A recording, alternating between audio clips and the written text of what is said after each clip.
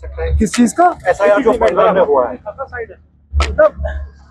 फिलहाल तो सिर्फ बंगाल में हुआ है। अभी तो 2029 तक हमारे इलेक्शन होने नहीं है। आप जम्मू कश्मीर के बारे में क्यों घबरा रहे हो? पहले तो देखें बाकी मुल्क में इसका क्या असर होगा। हमें जो भुगतना था हमने भुगत लिया, हमने इनका डिलिमिटेशन भुगता, और डिलिमिटेशन हमें मालूम है वो सिर्फ बीजेपी और बीजेपी के दोस्तों को फायदा पहुंचाने के लिए किया गया। आगे देखते हैं क्या होता है।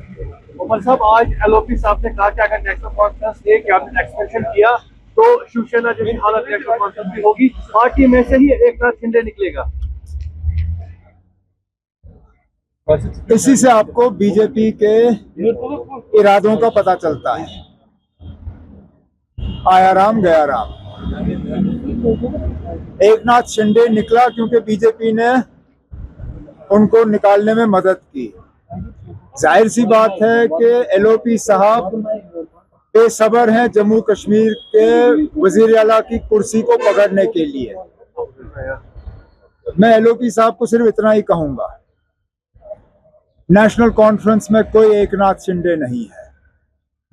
नेशनल कॉन्फ्रेंस के MLA डट के नेशनल कॉन्फ्रेंस के साथ हैं। कैबिनेट की एक्सपेंशन रुका इसलिए है क्योंकि हमें रियासत का दर्जा नहीं दिया गया है। कैबिनेट की एक्सपेंशन डर के वजह से रुका नहीं है, और इसलिए मैं बार बार कहता हूं LOP साहब अपने इन बयानों से साबित करते हैं कि जब तक बीजेपी को हुकूमत नहीं मिलती तब तक वो हमें ठीक तरह से काम करने नहीं देंगे और जम्मू कश्मीर को वो रियासत नहीं बनाएंगे।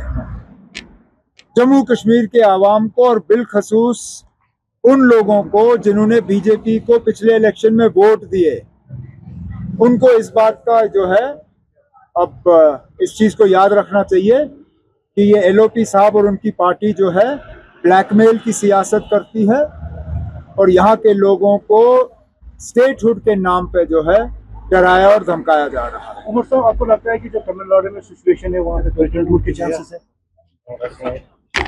अब वैसे तो अगर हम सुप्रीम कोर्ट के जजमेंट पे जाएं तो कोई प्रेसिडेंट्स रूल नहीं होना चाहिए। कितने ऐसे केस हैं जिसमें सुप्रीम कोर्ट ने साफ तौर पे ये कहा है कि इलेक्शन के बाद सिंगल लार्जेस्ट पार्टी जो है उनको बुलाया जाना चाहिए और उन्हें मौका दिया जाना चाहिए कि वो असेंबली में जो है अपनी मेजॉरिटी को प्रूव करें। यही हुआ था जब वाजपेयी साहब ने 13 दिन की हुकूमत बनाई। प्रेसिडेंट ऑफ इंडिया ने इंतजार नहीं किया कि पहले आप मुझे नंबर दिखाइए। उस वक्त प्रेसिडेंट ऑफ इंडिया ने उन्हें बुलाया, 13 दिन की हुकूमत आई। जब वाजपेयी साहब के पास नंबर नहीं थे उन्होंने इस्तीफा दिया। आज भी अगर आप सुप्रीम कोर्ट के जजमेंट पे जाएं तो राजभवन या आज लोक भवन है, लोक भवन को इस प्रोसेस को रोकने की कोई मतलब जवाजियत नहीं है। विजय को एक गवर्नमेंट फॉर्म करने की इजाजत दी जानी चाहिए, उनको उसके बाद मौका दिया जाना चाहिए। असेंबली में वो अपनी मेजॉरिटी प्रूव करे तो रहेंगे, नहीं प्रूव करते तो उनको इस्तीफा देना पड़ेगा। आपके राज्य की खबरें, आपके शहर की खबरें सबसे पहले जानने के लिए देखते रहें अमर उजाला।